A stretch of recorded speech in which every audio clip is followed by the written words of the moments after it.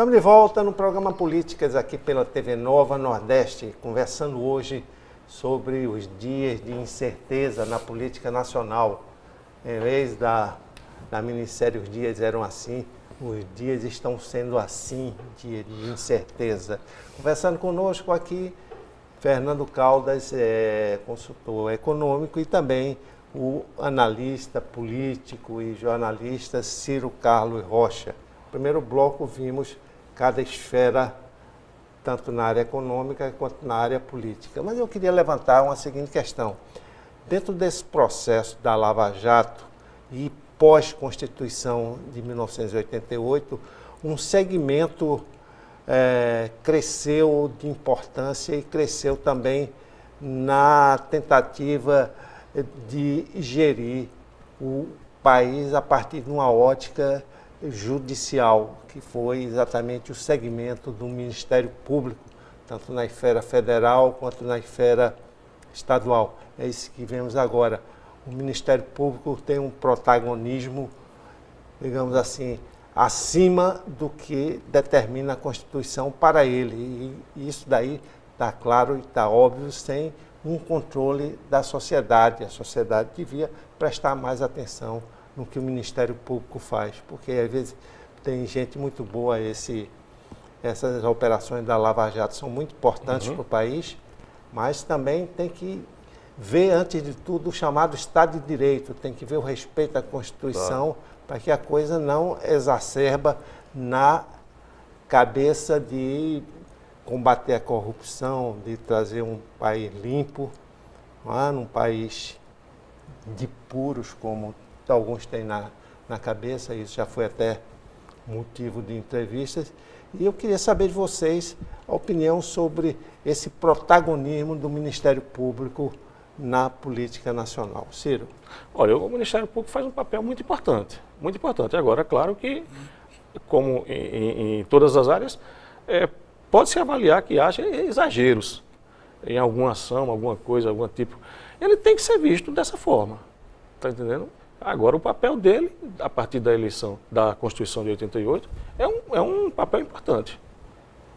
E na crise da Lava Jato também, muito papel relevante. Ciro, aliás, Caldas. Eu tenho um amigo que gosta muito de afirmar, e ele deve estar nos assistindo, e ele gosta sempre de afirmar: as instituições estão funcionando. E nós somos testemunhas que as instituições estão funcionando. E entre as instituições estão o Ministério Público. O Ministério Público realmente vem atuando de uma forma muito presente e importante para esse momento do Brasil. Sempre foi assim? Não. Não. Se a gente olha a história recente do país, essa mudança das instituições, ela é recente. Então, a equipe do Ministério Público que está em atuação é uma equipe jovem, é uma equipe independente, é uma equipe apartidária, é uma equipe que está fazendo isso acontecer. Temos que orar a Deus para que essa equipe se multiplique, sirva de exemplo para outros procuradores que estão aí nos estados espalhados do nosso país, para que eles exerçam papéis semelhantes ao que está sendo exercido hoje pelos procuradores e pelos membros do Ministério Público Federal, que seja na Operação Lava Jato, seja em operações que estão sendo realizadas no estado de São Paulo, ou até mesmo aqui em Pernambuco. A importância do Ministério Público, ela é fundamental para a manutenção desta democracia brasileira. A Constituição de 88, se nós formos analisar, e Ciro tem esse entendimento, ela é uma Constituição que precisa ser trabalhada, retrabalhada. Por quê? Porque é uma Constituição cheia de direitos. Ela dá direitos, muitos direitos. E nós precisamos rediscutir esses direitos, porque quem vai pagar tanto direito que é concedido? Em 88, eu lhe sou sincero, eu não estava nem preocupado com isso. Eu tinha uma preocupação profissional na oportunidade, em 1988, assim como muitos brasileiros, que achavam erradamente de que o poder econômico é mais forte do que o poder político. Engano. Eu estava totalmente enganado. O poder político é mais forte do que o poder econômico. E nós estamos vivendo hoje essa crise, né? Essa realidade, a prova cabal. Por quê? Ah, mas esse aí delator, comprou todo mundo, comprou 1.890 parlamentares, governador, vereador, senador, e foi embora para os Estados Unidos, está muito bem, obrigado. Ora, mas ele não está vivendo. Esse homem não está mais vivendo. Eu tenho certeza absoluta disso. Então, o poder político, ele é mais forte do que o poder econômico. Precisamos repensar politicamente o Brasil e a consciência política do brasileiro. Senão, não tem saída. Trabalhar a educação política, né? Exato. E quando se fala, alguns analistas veem a atuação do Ministério Público e do próprio Judiciário maldizendo ou criticando fortemente a atividade política e os políticos sejam errados ou não, isso daí desfigura, digamos assim, a democracia tripartite do judiciário, do legislativo e do executivo. Se um poder prejudica ou critica ou se sobrepõe ao outro, isso é um problema. Complicado. Está acontecendo isso, no seu entender? O judiciário está castigando em demasia o poder legislativo? Olha, eu acho que em alguns casos o judiciário, os membros do judiciário têm externado opiniões, têm externado posições, partido para um embate assim que, até pelo poder que eles representam, era mais interessante se eles ficassem fazendo a atuação deles sem entrar em bate-boca.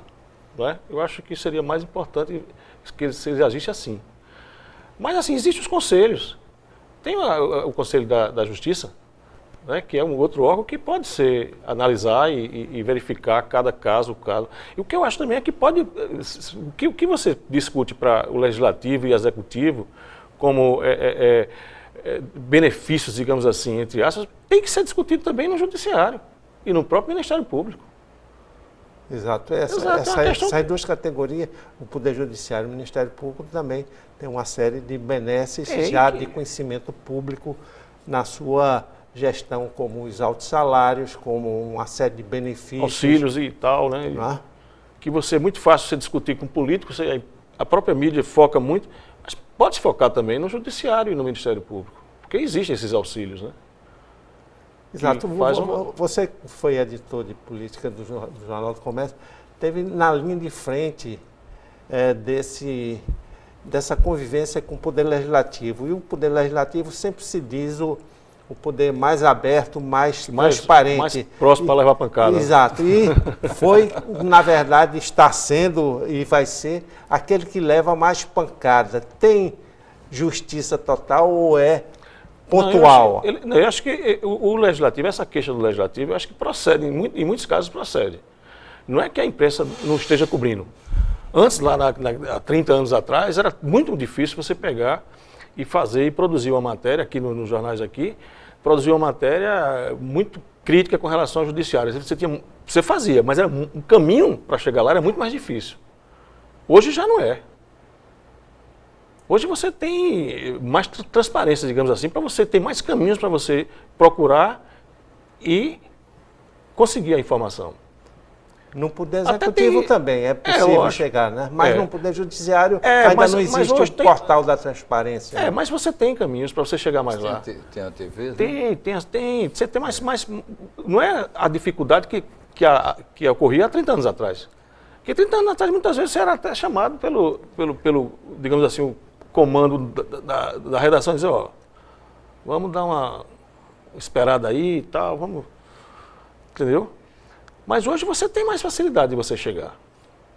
Talvez, porque o Legislativo ele é a vitrine, né?